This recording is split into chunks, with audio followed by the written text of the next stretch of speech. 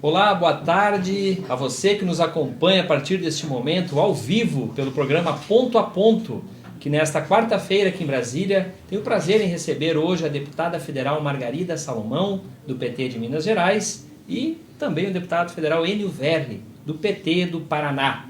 E, sem delongas, vamos começar o nosso programa hoje, primeiro agradecendo aqui a participação dos nossos dois parlamentares e desejando boas-vindas aí, deputada Margarida. Boa tarde. Boa tarde, Leite. Nós estamos, nesse momento, vivendo uma alegria. Uma alegria, primeiro, porque nós conseguimos que o presidente Lula não fosse transferido para o presídio Tremembé, que é, sabidamente, um dos mais perigosos do Brasil, onde houve motins, onde nós temos notícias da internação de pessoas muito violentas, e, além do mais, uma humilhação inteiramente desnecessária. E o que eu acho que, além dessa vitória que foi obtida agora, nesse momento, o Supremo Tribunal Federal acaba de, por 10-1, deliberar pela não transferência do presidente Lula, eu queria falar sobre 3 coisas. Claro. Primeiro, é um freio na Lava Jato. Finalmente, o Supremo cumpre o seu dever no sentido de limitar essa perseguição política travestida de processo jurídico. Isso é absolutamente uma depravação do direito, você usar o esquema jurídico para perseguir politicamente. Então essa é uma primeira coisa. Segunda coisa que eu queria dizer é que esse processo envolveu aqui na Câmara uma expressão de defesa da democracia muito bonita. Queria reconhecer publicamente o papel do presidente Rodrigo Maia, em quem eu nunca votei. Eu nunca votei no Rodrigo Maia, mas hoje eu quero dizer que ele provou que ele merece estar sentado naquela cadeira. Sim. Porque ele conseguiu ver, acima das suas afinidades políticas, das suas convicções, o perigo que estava correndo a democracia brasileira e, ao permitir, na verdade, quem marcou a agenda nossa com o Toffoli foi o Rodrigo Maia. Nós tivemos uma mobilização quase que espontânea de quase 100 parlamentares de 12 diferentes partidos que estavam na sua sala para dizer que não concordavam com essa exorbitância, com esse abuso de poder. Então essa é uma segunda coisa que eu acho muito importante. E a terceira, que eu acho que é também muito expressiva, é que a Procuradoria-Geral da República acatou a nossa posição, acatou a nossa tese. Isso tudo, porque as pessoas podem perguntar assim, mas vocês estão comemorando que o Lula está preso? Não. Nós estamos comemorando que um absurdo tenha deixado de acontecer e que envolvia, inclusive, risco de vida para o presidente Lula. Então, por isso tudo, é que nesse momento nós compreendemos que a gente está vivendo uma vitória. Deputado Enio Verri, antes do senhor falar, Antônia Soares diz o seguinte aqui, deputado: graças a Deus que ele não vai ser transferido, que estava com meu coração muito apertado. Graças a Deus. Na verdade, Antônia, todos nós. A deputada Margarida fez uma intervenção que eu julgo brilhante, e é importante, a partir da intervenção dela, a gente refletir o seguinte: o que aconteceu hoje? A juíza Lemos, de primeira instância, determina, analisando um pedido de 2018 da Polícia Federal, a transferência do presidente Lula. Com o objetivo disso, quando imediatamente um outro juiz de São Paulo, nomeado pelo Sérgio Moro, aceita e indica para a prisão de Tremembé, como disse a deputada, é um absurdo. Isso tem um significado, desviar o foco da Vaza já. Isso. A grande ideia era o seguinte: tirar o foco do Deltan e do Moro. Deltan, segundo a imprensa, já às vésperas de perder o seu cargo. Moro, segundo a própria imprensa, já se tornou um fardo no governo Bolsonaro. Também isso não é pouca coisa, hein? Não é pouca coisa, não. Olha só. E a ideia era tirar o foco, atingindo uma pessoa que tem um respeito nacional, que é o presidente Lula. Quando fazem isso e acham que serão bem-sucedidos, eles falam: opa, aliviei uma barra, pelo menos, hoje é quarta-feira, até a Intercept lançar novidades, que é sempre de quinta e sexta, vamos dormir sossegado uma noite. Eles perdem. Usando o linguajar nosso do interior, eles levaram uma invertida gigantesca. Qual é a invertida? Primeiro, eles unificaram a esquerda e os liberais. Os liberais têm muito claro essa questão dos direitos individuais. Para eles é muito caro isso. E essa defesa, e que foi uma coisa fantástica, como disse a Margarida, onde você tem 12 partidos, onde estava lá o vice-presidente da Câmara dos Deputados, que ao abrir sua fala diz o seguinte: estou aqui em nome do deputado Rodrigo Maia, presidente da Câmara dos Deputados. Não é, partidos como Cidadania, como o PSD, partidos de direita, estavam lá denunciando uma coisa clara, e que agora não somos só nós do PT que denunciamos, a criminalização da política. E aí, aqueles que cuidaram de criminalizar a política via Operação Lava Jato, em especial leia-se Moro e Deltan, hoje tiveram uma das maiores derrotas da sua história. Que somando esse intenso rol de denúncias que lentamente vai saindo, os vai deixando cada vez mais fracos. Acho que hoje a democracia deu um salto muito grande. A democracia tornou-se mais forte no dia de hoje. E, mais uma vez, devemos ao presidente Lula o fortalecimento dessa democracia e o enfraquecimento daqueles que querem que a República seja desfeita, daqueles que não defendem a democracia, que querem que o Supremo seja fechado, que o Legislativo seja fechado. Hoje, esse setor perdeu, o que nos dá uma luz, nos dá uma esperança muito grande para o futuro do Brasil. Doutora Margarida, a senhora acredita que, por exemplo, com essa ação de hoje, né, da Câmara, de diferentes partidos, né, de matizes ideológicos, inclusive, pode começar aí uma mudança, um novo paradigma nessa relação aí entre os poderes? Eu acho que é difícil profetizar.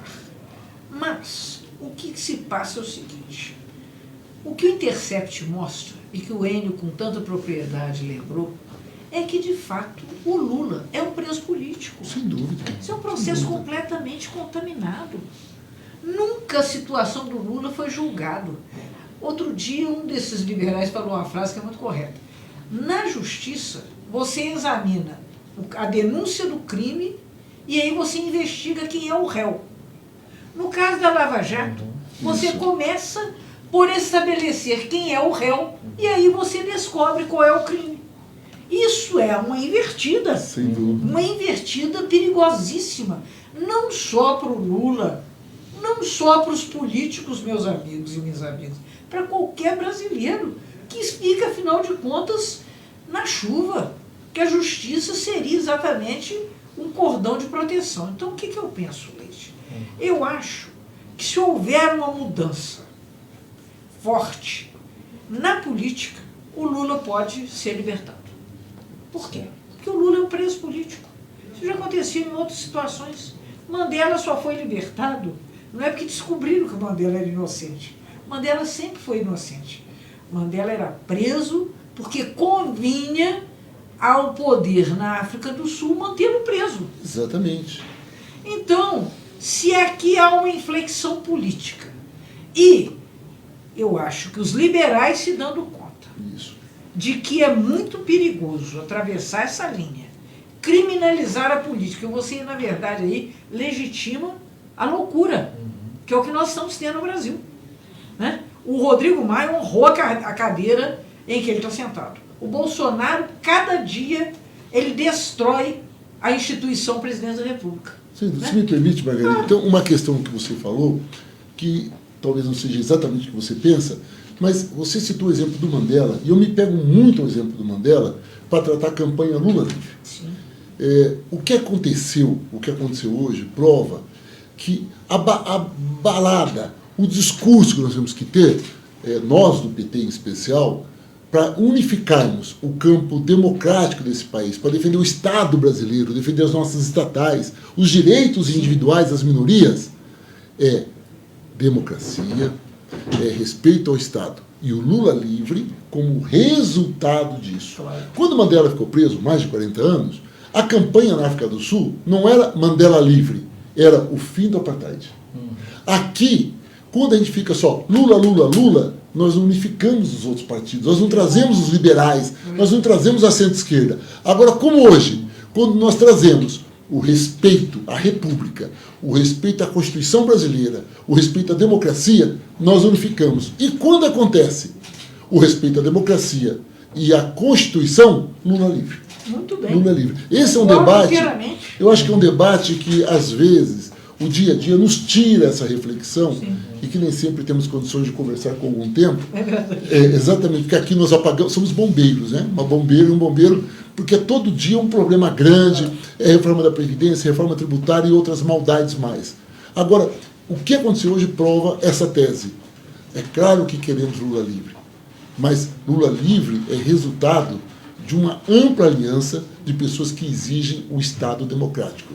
E eu estou confiante que hoje nós demos um grande pontapé inicial. Que é uma para inflexão, isso, né? Que é uma inflexão. Vai depender muito da nossa capacidade de mantermos aberto este leque de diálogo para trazer esse setor da sociedade na defesa do Brasil. Muito bem, concordo inteiramente com você. Nós estamos ao vivo, diretamente aqui de Brasília, no programa Ponto a Ponto, hoje com os nossos convidados, a deputada federal Margarida Salomão, do PT de Minas Gerais, e o deputado federal Enio Verri, do PT do Paraná. E o assunto, não poderia deixar de ser, é sobre o presidente Lula, né? Aquela arbitrariedade que a juíza Carolina Lebos, lá de Curitiba, estava cometendo, mas que felizmente foi revertida pelo Supremo Tribunal Federal.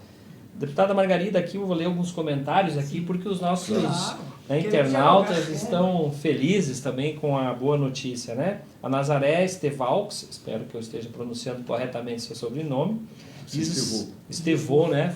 Se me permite, Estevô. Estevô. Né? A Nazaré diz o seguinte: a democracia não deu um salto grande, mas mostrou que ainda respira. Temos que resgatá-la. Exatamente. Não é? Está certo, Nazaré. A Neisa Zuba diz: Lula é um preso político. A Doraci Stefanes: o marreco de Maringá deve ser deportado para os Estados Unidos, onde aprendeu a fazer maldades. E o Dudu Paco diz o seguinte: é para soltar o Lula e botar o Moro preso. Né?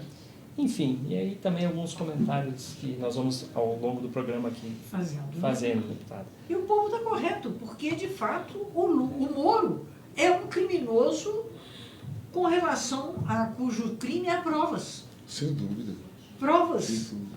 que agora vão estar, inclusive, sob a guarda do Supremo Tribunal Federal. Provas que ele tentou destruir, diga-se de passagem. Lembre-se que ele disse publicamente que iria destruir as gravações, Isso. porque não tinha fundamento, e o Supremo imediatamente manifestou, dizendo: opa, não vai destruir prova nenhuma, vai trazer para cá que não cabe ao ministro da Justiça destruir provas desse tipo. Mas isso é, inclusive, uma loucura. Isso nem é assim, impróprio.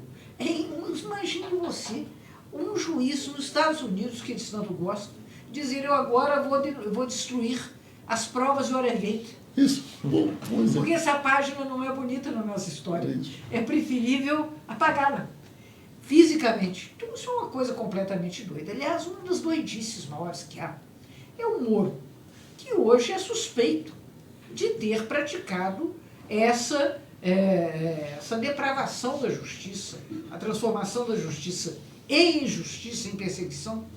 Ele é também o chefe da Polícia Federal. Sim. Quem apura crimes. Então, olha, nós estamos vivendo um circuito de conflitos de interesse suprimidos que levam, inclusive, o presidente da República a dizer essa frase inesquecível. O embaixador dos Estados Unidos tem que ser filho de alguém, que não pode ser meu. Essa visão, mas é uma visão num termo científico, é o máximo do senso comum. É o máximo do senso comum. É como se nós, afinal de contas, somos agentes públicos, não devêssemos satisfação ao conjunto da população. Claro que os nossos filhos são diferentes dos seus filhos, porque nós somos eleitos. Exatamente. Nós temos que dar o exemplo. E nós somos regidos por uma lei que não permite que isso ocorra. Exatamente. Lei que nós concordamos quando fomos candidatos e aceitamos. Isso é um absurdo. Agora, eu quero fazer uma análise política que não é uma previsão. Mas vou dar uma de economista aqui, vou desafiar. Nós trabalhamos com estatística, né? Hoje, ou até esses dias, o Moro tinha uma aprovação maior do que o Bolsonaro. Sim. Portanto, ele interessa ao governo Bolsonaro. Aliás, ele foi determinante para a eleição do Bolsonaro. O verniz da moralidade. O verniz da moralidade, que dizíamos que era falso, esse verniz está provado agora. Bom, primeira questão. À medida que o Bolsonaro vem caindo, e vem caindo muito, parou nos 30% de aprovação, O Moro tende agora a cair cada vez mais. Isso. Até quando Moro fica no governo? Até o ponto em que ele não prejudique o governo do Bolsonaro. O Bolsonaro foi eleito, Moro foi indicado. Pode chegar uma hora em que o Bolsonaro vai falar o seguinte: Moro, eu te amo, eu te adoro, muito obrigado por ajudar-me a ser presidente da República, mas você está me atrapalhando. E o Bolsonaro faz isso mesmo. Né? Exatamente. Você não dispensou que ele bebia? Exatamente, como diz a música do Lulu Santos, né? Eu não te quero mal, eu só não te quero mais. E aí, o que acontece? O destino do Moro não é mais juiz, portanto, não é mais tem concurso público, não é mais professor da Universidade Federal do Paraná porque ele pediu demissão, e não é mais ministro. Antes disso, eu já posso afirmar uma coisa. Claro que isso é uma análise estatística. Tudo leva a crer que. Mas na política, podemos já antever que ministro do Supremo Tribunal Federal ele não será mais. Isso já está excluído. Portanto, o que cabe a um cara como ele, que sempre atendeu os interesses americanos? Ser professor numa universidade de direito nos Estados Unidos. Mas para isso falta-lhe condições, eu acho. Mas são teóricas, né? Eu acho que ele não tem condições de ministrar. Eu acho que ele é útil aos americanos. Mas ele não é alguém que ministre aos americanos. É coisa diferente. Você tem razão. Eu não havia pensado sobre essa ótica. Você tem razão. Isso é porque você é uma pessoa generosa, caridosa. O que eu vejo ele dizer, a língua que ele fala, eu não sei se ele fala inglês igual ele fala português, né? Tomara que não, porque o português dele é horrível. O português dele é impróprio. Olha que eu sou linguista, eu sou permissiva, todo mundo pode falar tudo, mas acontece que um cara que é juiz não pode chamar a mulher dele de cônjuge numa ocasião oficial. Sem dúvida. Né? Talvez carinhosamente diga, vem minha cônjuge, né? Mas isso aí é um momento amoroso. Isso. Agora, fora isso, não se usa esse tipo de expressão. Né? Então, eu acho que faltará a ele condições para ser absorvido pela Academia Americana, porque a Academia é muito exigente. Né? O correto seria ele ser julgado aqui no Brasil em primeira instância pelos crimes que está cometendo na Lava Jato, né? Eu penso que exatamente. Sim. E já como ele é juiz, caso condenado, ele não será condenado à aposentadoria, ganhando altos salários como são os juízes no Brasil. Exatamente. Verdade. Mas nós também temos uma votação aqui na Câmara sobre reforma da Previdência, né? Que a bancada do PT, da oposição, vem resistindo já desde o início deste ano, mas que hoje estão sendo votados os destaques, né? Especialmente os da oposição e os do PT. São 8 destaques. 8 destaques, deputado.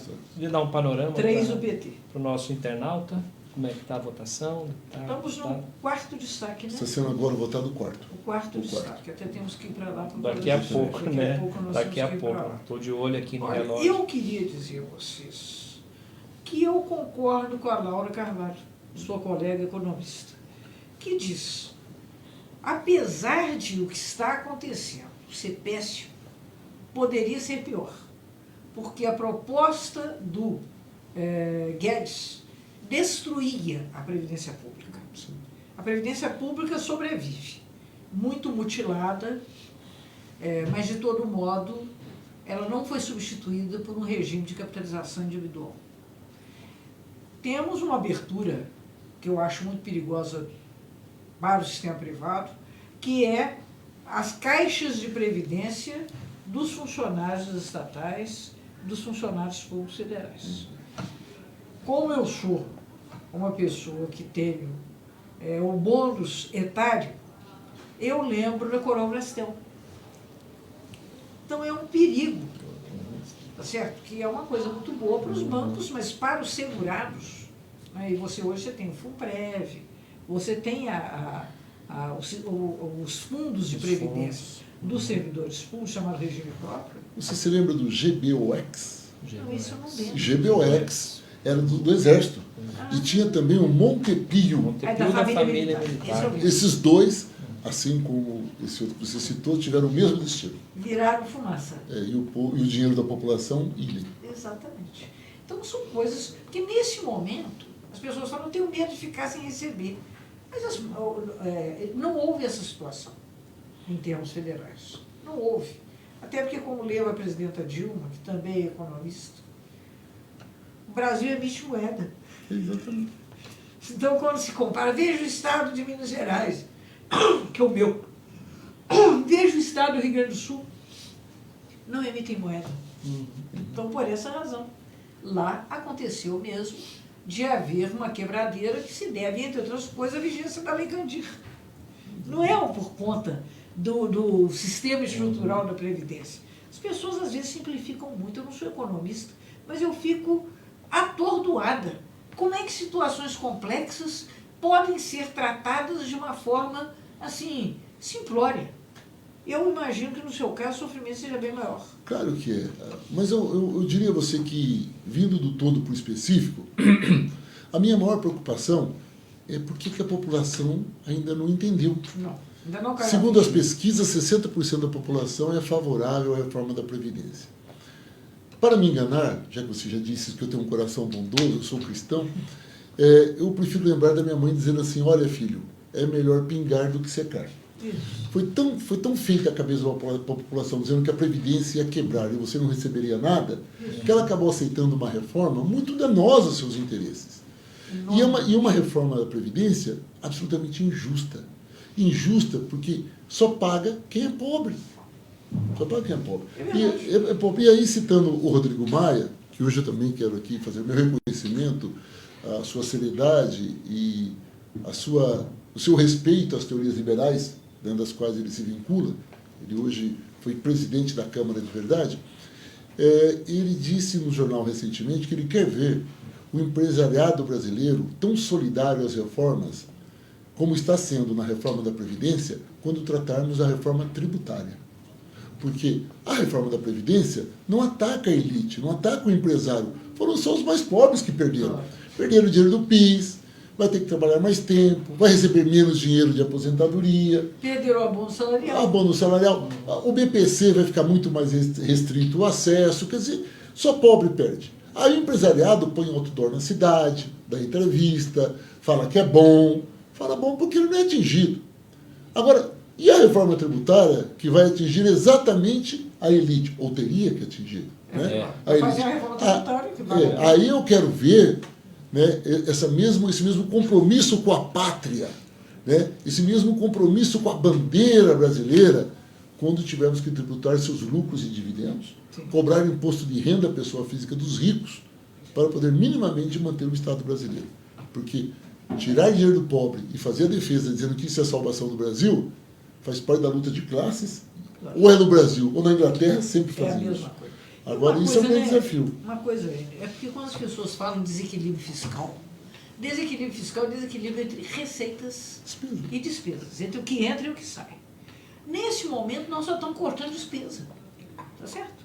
E as receitas não são ampliadas. Exatamente. Uma forma de equilibrar seria exatamente que nós estamos num processo que vem desde o governo da presidenta Dilma de cortar a receita. Perdão, de cortar a despesa. Isso. Corta. E o que está acontecendo? Você tem uma economia inteiramente estagnada, porque tirou-se dinheiro da renda, do consumo, não é verdade? Claro. Então o dinheiro não roda, como diz o presidente Lula. O povo está fora do orçamento. É simples. Agora, a tua intervenção é legal pensar 3 coisinhas. Nós temos 3 grandes instrumentos que fazem a economia girar. Primeiro são os gastos do governo. Isso. O gasto do governo é gigantesco. Ele investe, faz rodovia, faz escola, né, faz a transposição de São Francisco, compra Eclipse. Imagine quantos milhões de Eclipse o governo federal compra. Né? Então nós temos os gastos do governo. Depois nós temos os investimentos das empresas, que ampliam, abrem novas fábricas e tudo mais. E por terceiro, temos o que nós chamamos consumo das famílias. Isso. O que acontece, isso tudo funcionando, como aconteceu no governo Lula, no governo Dilma, a economia só tende a crescer. Foda. Agora, tem a emenda constitucional, é a 35, né? 95. Que congela por 20 anos o orçamento brasileiro. Então, o orçamento brasileiro, cujo 50% dele é gasto só para pagar a dívida dos bancos, ele não gasta. O governo não gasta. Não temos gasto de governo em nada. Então, são 500 milhões atrasados só para Minha Casa Minha Vida. Sim. Bom, não gasta. Os empresários não investem porque não sentem segurança no Bolsonaro e porque o governo não gastando, eles também não sentem vontade de ampliar os seus negócios, porque não vê o mercado andando. Eles são prestadores. São prestadores. Claro. E, por fim, as famílias falam o seguinte: sou eu, a esposa, 2 filhos. Um filho está desempregado. Ele olha e fala: olha, Logo, logo eu também vou ficar desempregado. Logo, o salário que tem na família, não vamos gastar. Vamos consumir o mínimo possível, porque se a gente perder o emprego... Ora, se não tem gasto do governo, não tem investimento da empresa, não tem consumo das famílias, como que a economia vai andar? Aí dizem que a reforma da Previdência vai resolver. A reforma da Previdência atinge algum desses 3 fatores? Nenhum. Não atinge nada. Tira mais dinheiro. Então, a verdade é essa. Na medida em que ela faz com que você trabalhe mais e se aposente com menos, ora, vai ter menos dinheiro ainda, né, girando no mercado. Se não gira no mercado, como que a gente vai sair dessa crise? Mais um fator provando que a reforma da Previdência é uma mentira. Ela só atende os interesses do mercado financeiro. Só isso. E não tem solução. E quem disser para você que a reforma da Previdência vai resolver, está mentindo. Corre nas redes sociais uma coisa bem legal.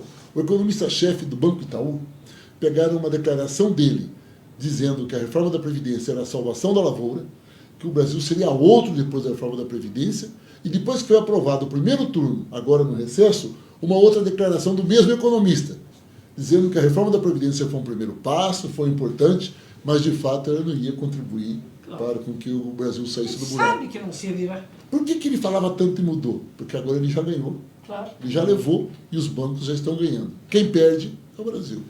Agora, uma coisa importante é que, nesse momento, o Trump, que se tornou até um ícone nacional, Sim. tanto que ele é apreciado pelo Bolsonaro, pela sua família, escutamos loas aos Estados Unidos, ao Trump, na Câmara, são discursos extraordinários.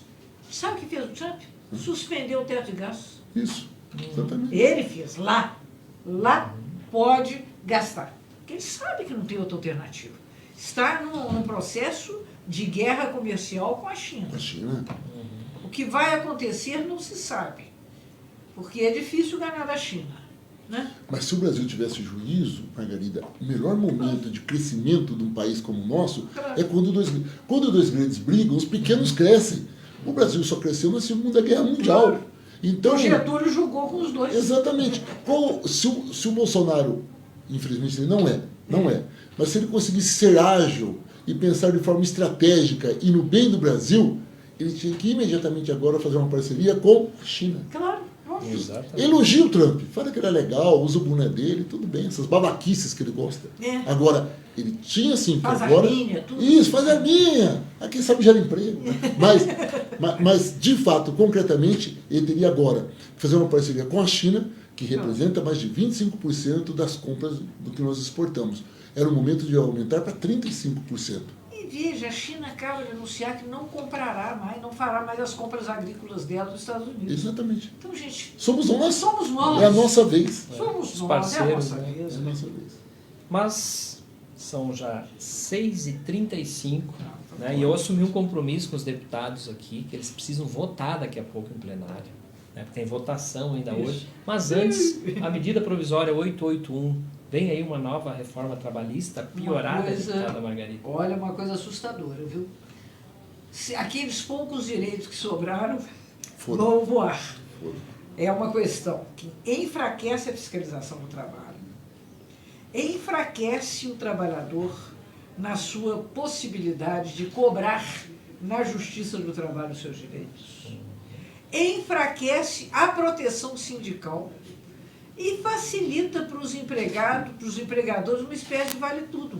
Por exemplo, não é necessário mais determinar, através de acordo, trabalhos nos domingos e nos feriados. Agora passa a ser um dia como outro qualquer e você nem tem que pagar hora extra por causa disso. Nós estamos, o deputado Enio e eu, e o líder da bancada, entrando no Supremo para solicitar que sejam retirados dessa, que agora é o projeto de lei de conversão 17, todas as matérias que não têm a ver com o tema desse projeto, que é o projeto da liberdade econômica. Né? Direito do trabalho não é necessariamente alguma coisa que facilite, aumente a liberdade econômica, a não ser se você tem uma visão absolutamente inconsequente do ponto de vista social do trabalho. Mais do que isso, equivocada. Equivocada. Porque, pense bem, o que nós acabamos de conversar, o que adianta fazer uma lei chamada liberdade econômica incentivar a micro e pequena empresa a conseguir seus documentos mais rápidos, a instalar-se de forma mais rápida, o que é muito legal, né, sem dúvida. Mas não tem quem compra, não vai ter cliente, porque não tem renda. Não tem renda. Não tem renda por conta de tudo que falamos até agora. E essa medida provisória a 881, que agora é o PLC 17, ele nada mais faz do que tirar ainda mais o direito do trabalhador. Eu costumo chamar isso da terceira grande reforma trabalhista. A primeira foi a do Temer, a segunda acaba hoje com a reforma da Previdência, onde cria a carteira verde e amarela, que está implícita na reforma da Previdência, e essa terceira com a 881, que elimina os parcos direitos que sobraram. Né? Aliás, sobraram pouquíssimos. Não tem mais esse sonho de hora extra, trabalha o domingo com 100%. Inclusive, uma coisa que eu e a deputada Margarida tiramos, é um absurdo, tinha lá uma cláusula que dizia o seguinte: quando o desemprego chegasse no Brasil a 5 milhões de desempregados, não precisaria cumprir nenhuma cláusula de direito trabalhista. Ficaríamos em estado de emergência e, consequentemente, podia contratar o trabalhador de qualquer maneira. Nós lembramos ao relator que 5 milhões de desempregados só aconteceu no Brasil quando a Dilma foi presidente, que era pleno emprego. Ele olhou para nós e falou o seguinte: então 10 milhões. Pô, 10 é um número bom. Bom, isso não existe. Não pode abrir mão de direito do trabalhador, não importa o percentual. Essa é uma visão equivocada, achando o seguinte: se você abrir o açougue no domingo, ou você abrir o açougue 24 horas, você vende mais. Não, você vende mais se tiver renda.